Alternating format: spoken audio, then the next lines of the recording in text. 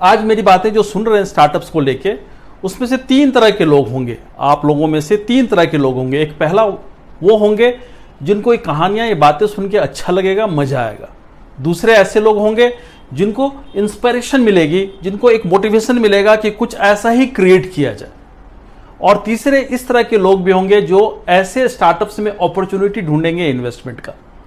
तो तीनों अपने अपने तरीके से देखिए और सोचिए कि क्या कर सकते हैं स्टार्टअप्स को लेके। नमस्कार, मैं मृगेंद्र मिश्र आज फिर आपके सामने वीकली फंडा लेके आया हूं। और आज का वीकली फंडा है स्टार्टअप्स। चारों तरफ स्टार्टअप्स को लेके धूम मची हुई अपने देश में। किस तरह से अपने देश के स्टार्टअप सक्सेसफुल हो रहे हैं, इसका नमूना अभी हम लोगों ने देखा जोमैटो के रूप में, और ऐसे बहुत सारे स्टार्टअप्स। तो आज हम लोग डिस्कस करेंगे कि स्टार्टअप्स बेसिकली होता क्या है, और स्टार्टअप्स होने के साथ साथ उस स्टार्टअप्स में किस तरह से इंडिया में अब तक प्ले किया है और गोइंग फॉरवर्ड क्या दिख रहा है।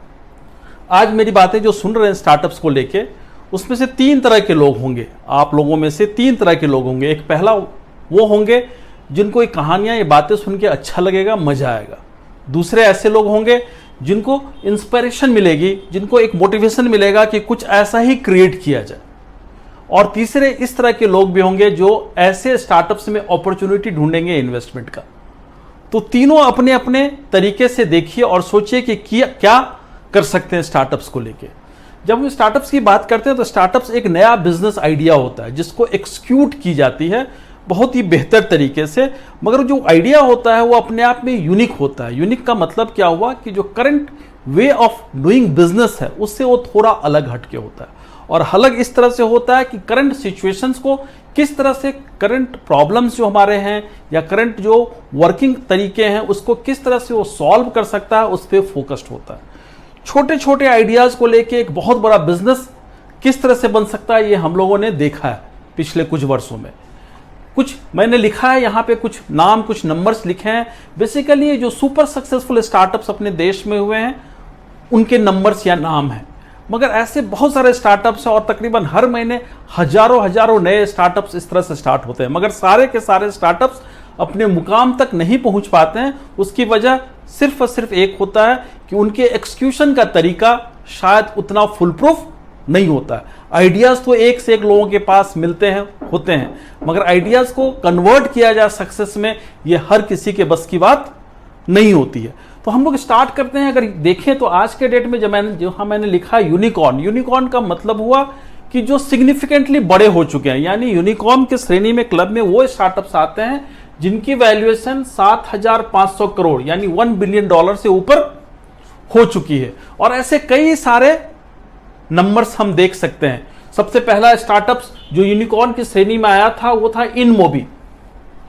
इनमोबी 2011 में आया था। उसके बाद अगर आप देखेंगे तो 2012 में एक आए फ्लिपकार्ट, अपने आप में एक बहुत बड़ी स्टोरी हुई, 2012 में आई।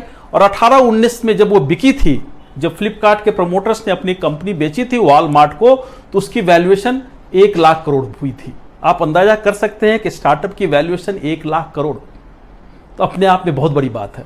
ऐसे करके देखेंगे तो हर साल 2013 में एक स्टार्टअप यूनिकॉर्न हुआ था, 14 में भी, 15 में 4, और 4 में जो बड़े नाम है जोमैटो, जो अभी लिस्टिंग हुई है, जस्ट लिस्टिंग की प्रोसेस से चल रही है। कल उसका आईपीओ क्लोज हुआ है और इसकी वैल्यूएशन जो आंकी जा रही है, जो करंट 72 से 76 रुपए के बीच में इसके शेयर्स प्राइस आए हैं, उसके हिसाब से तकरीबन 60,000 करोड़ से ऊपर की वैल्यूएशन इसकी आंकी जा रही है। यानी अगर Indian share market, stock market की बात करें तो लिस्टिंग के समय ही ये लार्ज कैप की श्रेणी में आएगी, बड़ी कंपनियों की श्रेणी में आ जाएगी। और जोमैटो किस तरह से हमें हेल्प करता है ये हम लोग जानते हैं, किस तरह से हमारे लाइफ को आसान बनाता है ये हम जानते हैं। ये जोमैटो की बात करूं तो कल जो इसके अब सब्सक्रिप्शन क्लोज हुए हैं आईपीओ के, 38 टाइम्स, यानी कि जो 9,375 करोड़ का आईपीओ था उसके जगह पे लोगों ने जो अप्लाई किया है, कंपनीज ने जो अप्लाई किया है, वो मिला जुला के 3 लाख करोड़ से ज्यादा की वैल्यूएशन के लिए लोगों ने अप्लाई किया। मगर मिलेगा 9,375 करोड़ ही के ही शेयर्स मिलेंगे लोगों को। अब अगली जो एक स्टोरी आ रही है पेटीएम, जिसने भी अप्लाई किया, ये अपने आप में अलग अजूबा होने वाला है। इसकी वैल्यूएशन जो मानी जा रही है पेटीएम के आने वाले दिनों में, ये जिस वैल्यूएशन पे 16,600 करोड़ की आईपीओ लाने की बात हो रही है और रफली एक्सपेक्टेड है कि अक्टूबर वगैरह के आसपास ये मार्केट को हिट कर जाएगी और इंडिया की सबसे बड़ी आईपीओ होने वाली है 16,600 करोड़ की। और इस आईपीओ की अगर मैं बात करूं, पेटीएम की सक्सेस स्टोरी की बात करूं, तो इसकी करंट मार्केट वैल्यूएशन जिस पे ये आईपीओ लेके आ रहे हैं तकरीबन 1.5 लाख से 2 लाख करोड़ के बीच में होगी, यानी कि लार्ज कैप की बड़ी कंपनी की श्रेणी में आने वाली। 2015 में भी ओला भी स्टार्टअप के रूप में स्टार्ट हुआ था। 2016 में 2 कंपनी आई थी, 17 में कोई कंपनी नई यूनिकॉर्न क्लब में नहीं आई थी। 2018 में 8 कंपनी आई थी, जिसमें कुछ कंपनी के नाम तो घर घर में लोग जानते हैं, बैजूस क्लासेस या फिर ओयो रूम्स, बहुत ही घर घर में प्रचलित हैं, सारे लोग जान रहे हैं इसके बारे में। 19 में 9 कंपनी आई थी, बिग बास्केट जैसे बड़ी नाम जो आज के डेट में लोग जानते हैं।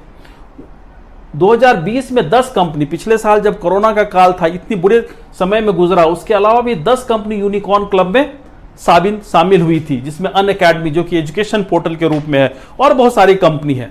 और इस साल अभी 6 महीने बीते हैं, 6 महीने में अगर हम देखें तो 15 नए यूनिकॉर्न हो चुके हैं, जिसमें अर्बन कंपनी और इस तरह के कई सारे नाम हैं जो धीरे धीरे आप लोग आने वाले दिनों में सुनिएगा।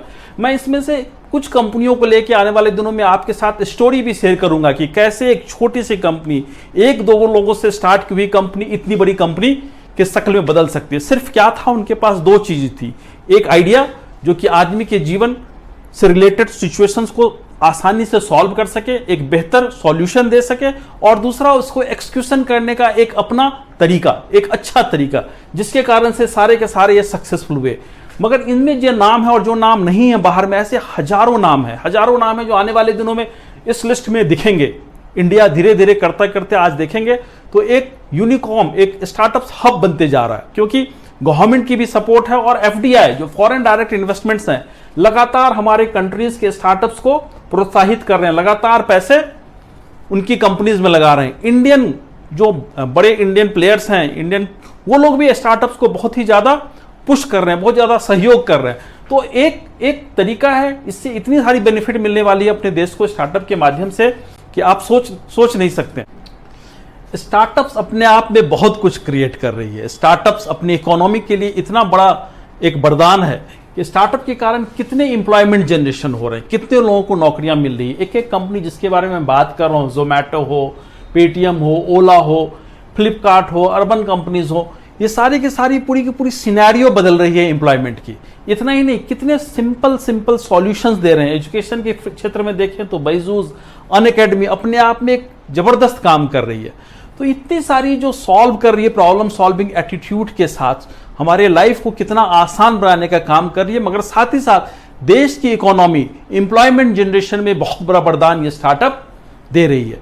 तो मैं फिर से कहूंगा आप लोगों को कि स्टार्टअप्स के बारे में जो 3 चीजें मैंने कही थी तीनों लोगों के लिए, तो जो लोग भी पास में कुछ आइडिया है तो एक अच्छे तरीके से सोचिए उस आइडिया को कैसे एक्सिक्यूट किया जाए। दूसरे वैसे लोगों के लिए जिनको इन्वेस्टमेंट अपॉर्चुनिटी ढूंढ रहे हैं स्टार्टअप्स में, तो आज के बहुत सारे ऐसे प्लेटफॉर्म्स हैं जिनके माध्यम में आप स्टार्टअप में इन्वेस्ट कर सकते हैं। मगर हाँ, ऑफकोर्स अगर इन्वेस्ट करने जा रहे हैं तो प्रॉपर ड्यू डिलिजेंस जरूर करें, उसके बाद ही इन्वेस्ट करें, क्योंकि जैसा कि मैंने कहा कि हजारों स्टार्टअप्स इंडिया में शुरू होती हैं, मगर इस तरह के सक्सेस, यूनिकॉर्न या इससे थोड़े छोटे पैमाने के सक्सेस पे भी सारी कंपनी नहीं पहुंच पाती, कुछ गिने चुने नाम ही पहुंच पाते हैं। तो ये सारी की सारी ड्यू डिलिजेंस करके तब आप इन्वेस्ट भी स्टार्टअप्स में कर सकते हैं। मुझे लगता है कि स्टार्टअप्स के बारे में जितनी बातें आज मैंने आप लोगों के सामने की है, आप लोगों से की है, वो आप लोगों को पसंद आया होगा। और भी इकोनॉमी से रिलेटेड, फाइनेंस से रिलेटेड कोई भी इंफॉर्मेशन आपको चाहिए, आप चाहते हैं कि किसी टॉपिक पे मैं बात करूं, तो कृपया हमारे हमारे यूट्यूब चैनल पे आइए और हमें बताइए, ताकि मैं आने वाले दिनों में आपसे उसके बारे में जिक्र कर सकूं, आपसे बातें कर सकूं। स्टार्टअप्स में जब हम लोग बात करते हैं, इनमोबी जो पहली कंपनी थी अब यूएस में लिस्टेड होने की बात सोच रही है। इस साल के नवंबर-दिसंबर तक उनकी लिस्टिंग यूएस स्टॉक एक्सचेंज में होगी। तो आप समझ लीजिए स्टार्टअप कितना बड़ा हमारा होते जा रहा है। और ये आइडियाज, ये छोटी छोटी आइडियाज को लेके, छोटे छोटे सॉल्यूशंस को लेके इतनी बड़ी कंपनी, इतनी बड़ी इकोनॉमी का हिस्सा होते जा रहा है। So once again thank you very much. नमस्कार।